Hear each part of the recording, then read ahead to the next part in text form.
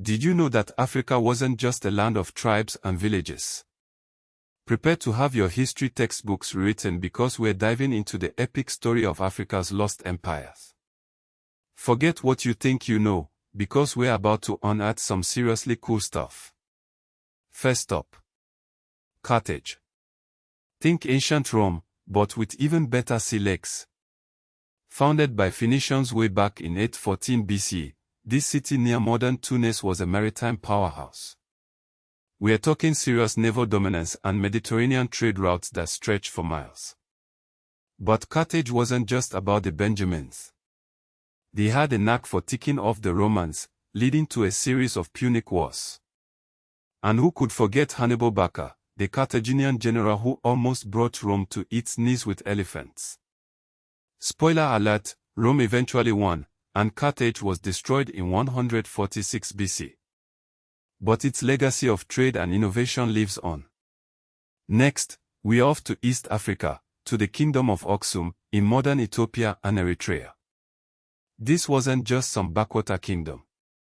Aksum was a major player in the ancient world, trading with Rome, Arabia, and even India. What set Aksum apart? First, they minted their own coins, a sign of serious state power. And second, they were one of the first major kingdoms to adopt Christianity as their state religion back in the 4th century CE, thanks to King Ezana. These guys were so connected, they were practically the internet of their time. Now, let's journey to West Africa and the Ghana Empire, which thrived from around 700 to 1240 CE. Now, hold on a second. This Ghana isn't the same as modern Ghana. The name Ghana was actually a royal title, like warrior king, and the empire was located in parts of modern Mauritania, Mali, and Senegal. So, what made Ghana so great? Gold. They controlled key trade routes and amassed incredible wealth, weakening as trade shifted elsewhere and neighboring Mali rose. Speaking of Mali, get ready for Mansa Musa. He ruled from 1312 to 1337 and was so rich, he made Bill Gates look like he's scrounging for change. Mansa Musa's pilgrimage to Mecca in 1324 was the stuff of legends.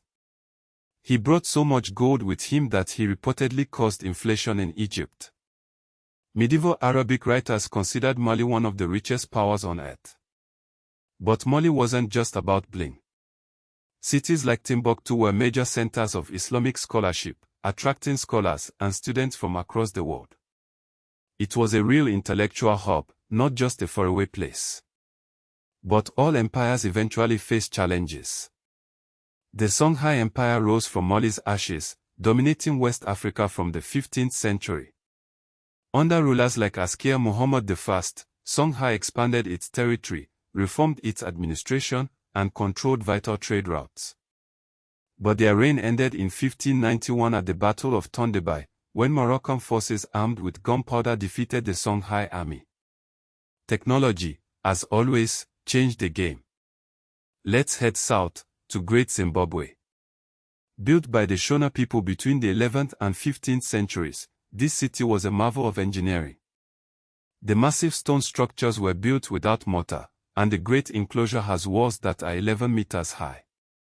For ages, colonial writers refused to believe that Africans could have built such a complex city, attributing it to outsiders. But Great Zimbabwe was a testament to the skill and ingenuity of the Shona people. From the Sahara's edge to the heart of Africa, Kanam stood for centuries around Lake Chad. Emerging as Kanam in the 8th century, it transformed into Bornu after political upheavals. Their cavalry was feared, and their control of trans-Saharan trade made them rich. Rulers like Idris Aluma were known for their military prowess and devotion to Islam. Moving west again to modern Nigeria, we find the Kingdom of Benin, which flourished from the 13th to the 16th centuries. Benin City was a marvel of urban planning, and the kingdom was known for its sophisticated bronze casting. The Benin bronzes, created using the lost wax method, are masterpieces of African art. Oba Uwe the Great was a key ruler. Sadly, the kingdom was looted in 1897 by the British, who stole many of the bronzes. Now, let's head south to the Kingdom of Congo, which emerged in the late 14th century in modern Angola and the Democratic Republic of Congo. The Congo Kingdom had close ties with Portugal, and King Afonso even converted to Christianity. But the Atlantic slave trade put immense pressure on the kingdom, leading to internal conflict and weakening the state. Finally, we arrive in Ethiopia, one of the oldest states in the world. With roots in Aksum, Ethiopia maintained its independence for centuries, resisting colonial conquest. Menelik II famously defeated the Italians at the Battle of Odwa in 1896, securing Ethiopia's sovereignty. Ethiopia's blend of Orthodox Christianity and highland political culture made it a truly unique empire. So, what's the big takeaway from all this? These African empires prove that Africa was not a continent without history before European colonization.